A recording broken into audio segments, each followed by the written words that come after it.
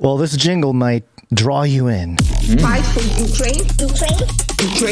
New world order. That's right. We're going to start out with our lead stories. And of course, it's about Ukraine. Today, I'm going to bring a story here from the Wall Street Journal. And, you know, it's been really fun reading the Wall Street Journal because a lot of the mainstream media who over the course of 2021 and a little bit of 2022, you know, it's become fashionable to admit that we can criticize Joe Biden. And in fact, we should criticize Joe Biden. But because of the Ukraine-Russia thing, in part, thanks to our good friend over at CNN, Chris Shilzilla, and others, this sort of Biden bounce back has been lurking in the background. I'm not worried about it. Nobody's worried about it. It's weak. It's old. It's crotchety. It can barely remember its name most of the time. But Zombie Joe, he's coming back. This idea of about Biden bounce back is sort of looming. However, the Wall Street Journal is not buying it. The Wall Street Journal is very fun if you're looking for a news outlet who is not falling to the sort of trap of about Biden bounce back. And here's an example. This is from Kimberly A. Strassel, which we've read before. So let's see what she has to say. The headline is Biden is failing the sanctions test. Did you know there was a sanctions test, Gonz? Nope. Here we go. Friday afternoon news dumps are always revealing. And that includes last week's Treasury Department clarification of U.S. sanctions on Russian banks. Don't buy the Biden administration's line that it's pulling out the stops against Russia. Oh, I thought that was going to be a question. No, just a statement. Don't buy it. The president continues to insist he's, quote, enforcing the most significant package of economic sanctions in history against Vladimir Putin's regime. Some Biden loyalists are even veering toward hagiography.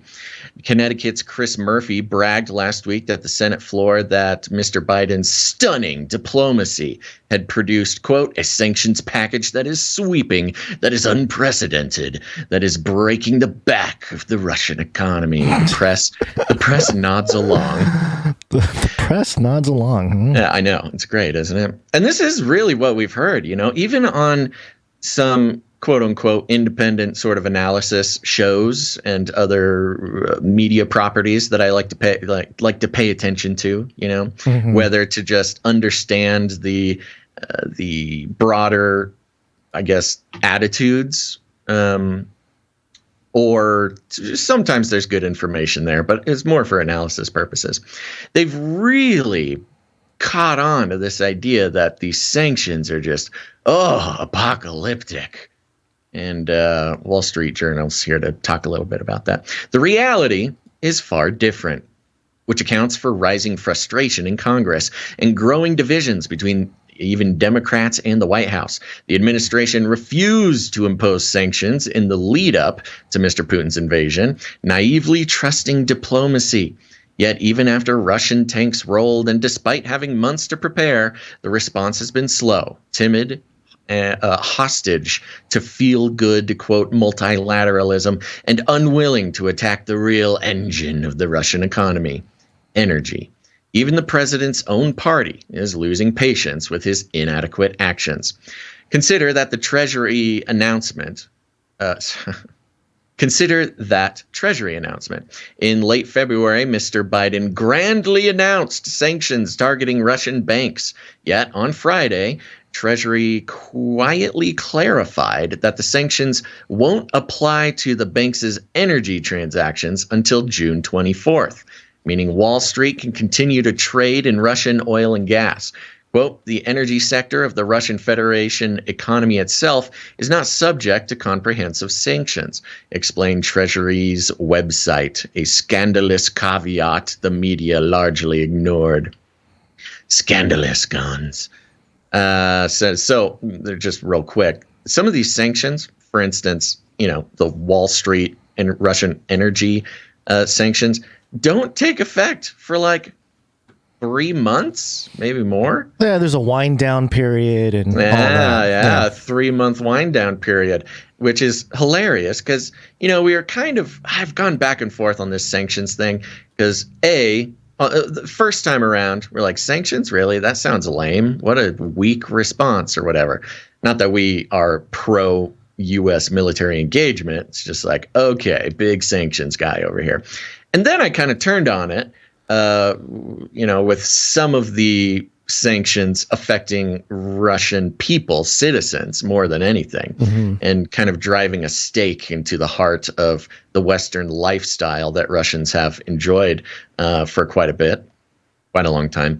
And now I'm kind of going back to the other side, which is like, yeah, I guess your sanctions are cool, but if they don't take effect for months, you're literally just continuing to fuel the Russian war machine while saying that you're not, while there's Russian boots on the ground and like bombs blowing up and stuff.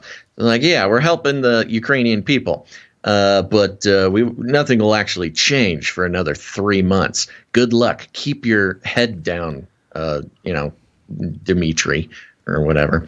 It goes on. Senator Rob Portman on Tuesday asked Undersecretary of State Victoria Nuland to justify the decision to give the Russian energy sector a pass for 4 months.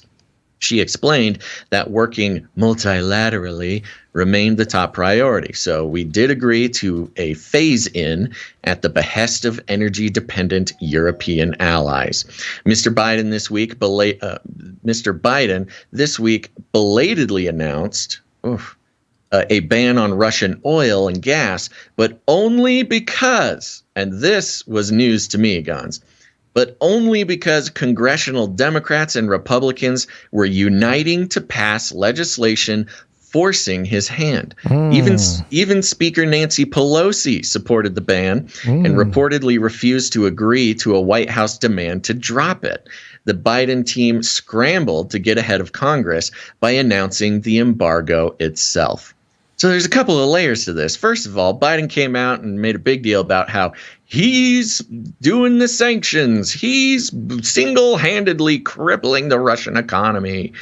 But I'm learning now that it's only because Congress was already going to circumvent him and do it without his permission, which he did not enjoy very much.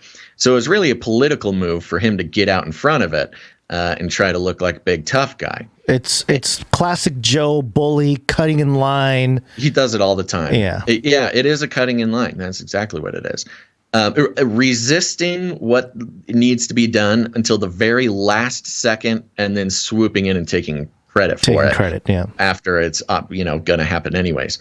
And I think another layer to this is if it was seen that Democrats and Republicans together united to circumvent Biden, that's even worse politically for him. He's supposed to be the leader of the Democrat Party.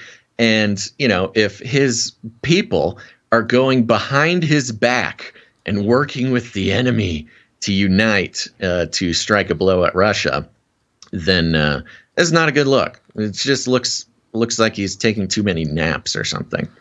The White House has also demanded congressional Democrats stand down. He's got a slow response there. That's okay. White House has also demanded congressional Democrats stand down a bipartisan bill that would suspend Russia's preferential trading status with the U.S., again, seemingly in order to discuss it to death with Europe. The good news is that lawmakers in both parties said late this week that they remain undeterred and may pass the trade restrictions next week, potentially forcing Biden's hand again. And this has a fun little update, Gonz. Because just posted today, so just for review, Russia has this trading status called most favorable partner or something. And Congress, again, was going behind his back to change their trade status. Biden told them to stand down. And yet today, the AP News is reporting, I did not throw this link in there, Gonz, because I'm just going to read one paragraph. Here we go. AP News today. In Washington, President Joe Biden announced the U.S. will dramatically downgrade its trade status with Russia as punishment for its invasion and also ban imports of Russian seafood, alcohol, and diamonds. Ooh, diamonds. The move to revoke most favored nation status for Russia was taken in coordination with the European Union and Group of 7 countries. So Wall Street Journal reported yesterday that, Congress is going to go behind his back again and do stuff that he refuses to do. And then literally the next day, he jumps in line again and just does it. So, he's kind of just responding to what Congress is threatening him with. He is not some economic genius and tough guy. He's only taking action at the last second when his hand is forced. Basically, he has not done one sanctions action that Congress did not already have in action that would have happened without him. So it's kind of gross, especially because all the reporting for the past 2 weeks is like, oh, the Biden bounce back. 70% of people think he's a good, tough president and is doing what needs to be done. And now it's just like, he seems like the wimpiest guy ever. I mean, I'm not trying to just be mean to Biden. I'm just saying the facts show that he is not doing anything on his own. He's like being bullied by Congress. Give me a break. Wrote the bill. Yeah. So that's the long and short of it. I mean, there's a couple other fun examples of the White House continuing to resist taking actual sanctions. It's kind of sad, really, to watch. Sad in one sense, but also maybe deserving in terms of having a Biden presidency. I feel like this was going to happen. Like, it's exactly what was going to happen. By bringing both sides together. I mean, he did it, except he's being left out. He's like a slow, you know what it is? It's like when you're on the highway and there's a slow car in the fast lane and 10 cars pile up behind the slow car. And suddenly the 10 cars behind the slow car are like best friends and they start working together and they are when finally they find a moment to pass the slow car, they're all just like, we did it. Yeah, we're free. We're past the slow guy. At least maybe that's just sort of my inner emotional monologue when I'm in one of those situations. But that's what it feels like. It's like Biden's going so slow that no matter who you are in Congress, you're happy to be passing him up. But Biden, using the same metaphor, is that slow car that only notices he's going slow when everybody passes him or starts passing him. So then he speeds up again. Yeah. That's what he's doing. That's just who he is as a person. He's done a lot, Basil, for the country. I've ordered more pills than anyone in the world. He's busy, man. He's a busy man. He can't be bothered with this Ukraine nonsense and sanctions. So that's sensational Joe for you. He's having a good time, but he doesn't like doing it, apparently. I mean, and considering how many sort of family and friends of him have business interests in Russia and Ukraine, it makes more sense than anything that he would be dragging his feet, He's got his family and his friends kind of they rely. They probably have a financial reliance on some of these established relationships. Dad, you're really costing me some money, man. Wait on those sanctions. Okay, son, I'll wait as long as I can. And then he does. So there you go. That's kind of the setting the stage for our next couple of stories. Maybe that's why he whispers a lot. He's whispering to, if we just isolate the whisper, he's whispering to the Russians that have dealings with his family. On one hand, he's like, sanctions, we're choking out Russia. And then on the other hand, pay them more. Yeah. Well, yeah. He's the ultimate lizard person politician.